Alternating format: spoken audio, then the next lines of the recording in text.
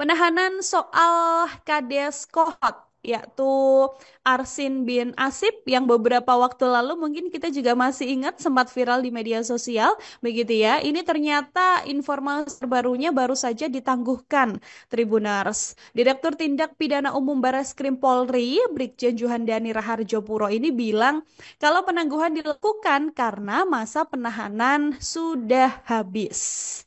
Penangguhan penahanan ini dilakukan karena memang para tersangka ini sudah menjalani perpanjangan masa tahanan begitu ya. Karena sebelumnya Kejaksaan Agung meminta agar berkas perkara kasus ini dilengkapi dengan pasal korupsi. Tapi Bareskrim Polri tetap pada pendiriannya jika tidak ada unsur korupsi dalam kasus pemalsuan dokumen ini. Assalamualaikum warahmatullahi wabarakatuh. Waalaikumsalam warahmatullahi wabarakatuh. Alhamdulillahirabbil alamin. Pemirsa, kita jumpa lagi di ruang tayang dibacain berita bersama Bung Kameramen yang beritanya selalu ditunggu-tunggu masyarakat. Silakan Bung Kameramen. Baik, Bu Alfian, syukur alhamdulillah kita bisa syuting kembali. Mudah-mudahan Bu Alfian dan seluruh penonton channel Bu Alfian senantiasa dalam hidayah Allah, Bu Alfian. Bu Alfian, Amin. kita mendapatkan kabar yang tidak mengasyikkan nih Bu Alfian. Jadi yang pertama dari IDN Time, masa penahanan habis. Bareskrim melepas Kades Kohot CS dari kasus pagar laut. Waduh. Kemudian yang kedua Bu Alfian, Kejagung bilang pagar laut kasus korupsi.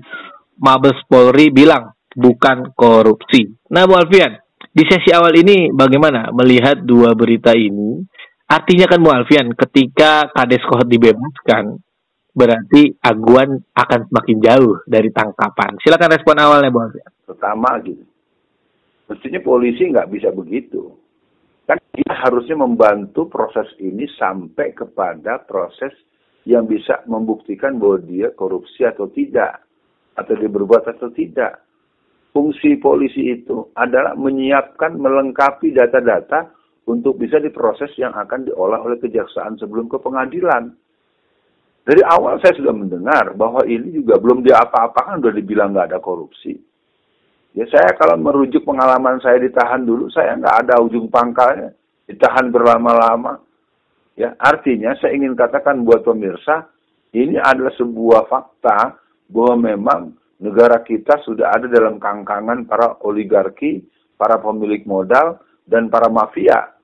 Jadi yang jelas ini menjadi presiden buruk ya. Sekali lagi saya ingin katakan bahwa harus ada tindakan yang cukup berani dari pihak apakah yang disebut dengan, saya kurang tahu istilahnya ya, apakah Kompolnas, apakah Propam, ataukah bagian-bagian kelembagaan lain apa. Kok seenaknya saja. Orang semua berpikir, loh, selama ini aja penangkapan kepala desa satu itu aja kita bertanya-tanya. Masalahnya di 16 kecamatan, jauh luasnya 30,16 kilometer. Penyebab dan pembuatnya belum ketahuan. Paling tidak ini bagian daripada, istilahnya, pintu kecil awal. Sekarang pintu ditutup lagi. Jadi sangat memilukan dan terus terang sekali memang penegakan hukum di negeri kita mempertontonkan satu bentuk kekonyolan dan kenoraan serta ya ketidakadaan rasa keadilan oleh orang-orang yang disebut dengan aparat juga. Begitu Bung Kameramen. Ya, Bu Alfian, ini memang kalau kita melihat beritanya lucu sih Bu Alfian. Jadi kan penangguhan penahanan, jadi bebasnya ini penangguhan penahanan Bu Alfian. Penangguhan penahanan ini dilakukan setelah jaksa atau JPU 2 kali mengembalikan berkas kasus pagar laut hingga masa penahanan habis. Ditipidum Bareskrim tak mampu memenuhi petunjuk JPU agar juga diusut tindak pidana korupsi. Sehingga hal ini juga mempengaruhi kasus pagar laut Bekasi. Jadi kan benar kata Pak Alfian. Harusnya polisi itu melengkapi berkas agar orang ini bisa diusut tuntas sampai ke atas-atasnya. Ini malah dibebasin. Jadi kalau kita melihat berita yang tadi Bu Alfian yang soal Kejagung berbeda dengan polisi, Mabes Polri dan Kejagung beda pendapat soal penyelidikan pagar laut di Tangerang. Menurut Polri, tidak ada korupsi dalam kasus ini, Bu Alfian. Sementara Kejagung bilang ada indikasi suap. Nah, kalau dari statementnya polisi menilai atau Mabes Polri menilai Kejagung tak konsisten dalam penuntasan kasus atau proses hukum kasus pemagaran laut. Bareskrim menyatakan Kejagung inkonsisten dengan memaksakan delik korupsi terkait pemagaran laut di kawasan utara Tangerang. Memaksakan delik korupsi, kata Ibu Alfian. Tapi menghentikan proses penyelidikan korupsi dalam kasus pemagaran laut di Bekasi, kata polisi begitu. Nah, kalau kata kejaksaan, bahwa petunjuk dari jaksa bahwa perkara tersebut atau pagar laut adalah perkara tindak pidana korupsi. Karena di situ ada suapnya, juga ada pemalsuannya, juga ada penyalahgunaan kewenangan, dan juga terindikasi merugikan negara.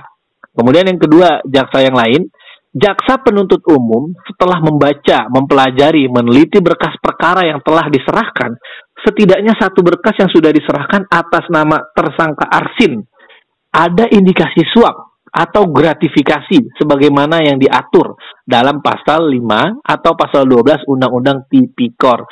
Nah, ini gimana nih Walter? Respon tengahnya.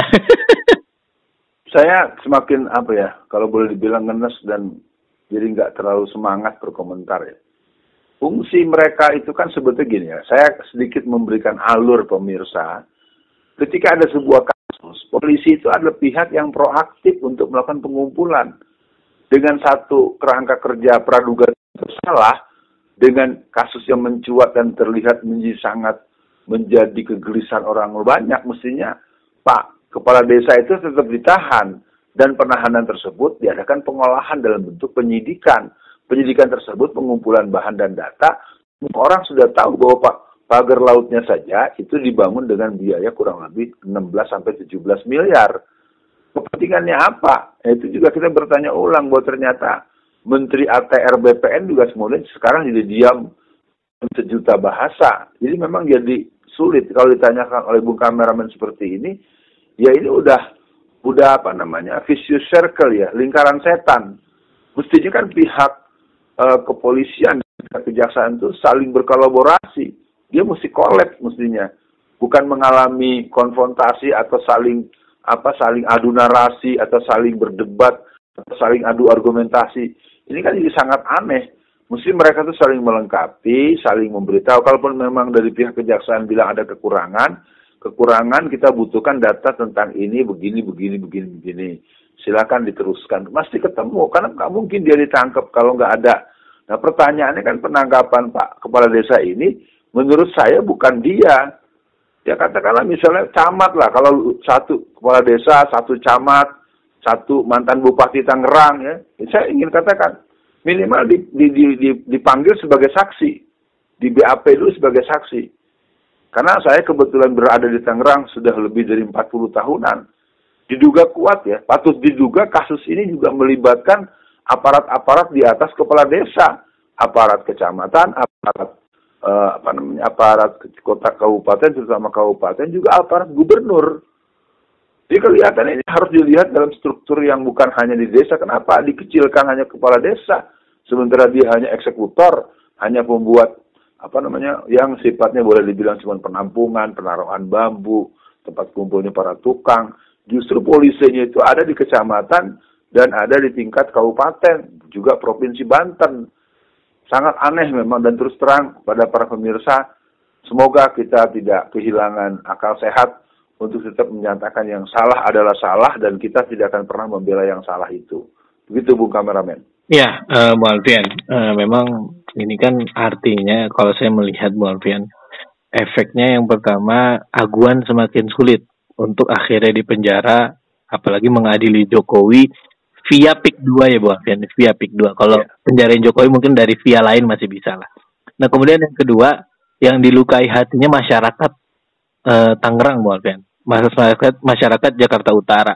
Ini kan artinya tanah mereka udah dihancurin, udah dirampas, dibeli harga murah.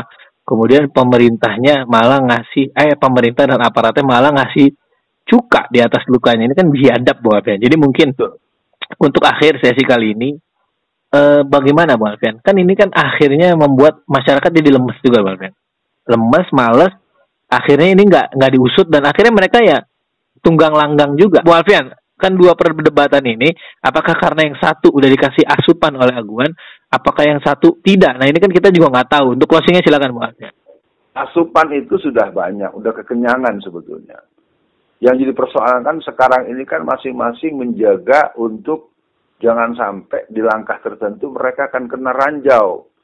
Jadi apakah kepolisian, apakah kejaksaan, apakah pengacara, apakah pihak manapun di negara kita ini, instansi-instansi yang mesti menjadi pelindung masyarakat dan pelayan masyarakat sudah hampir nggak ada.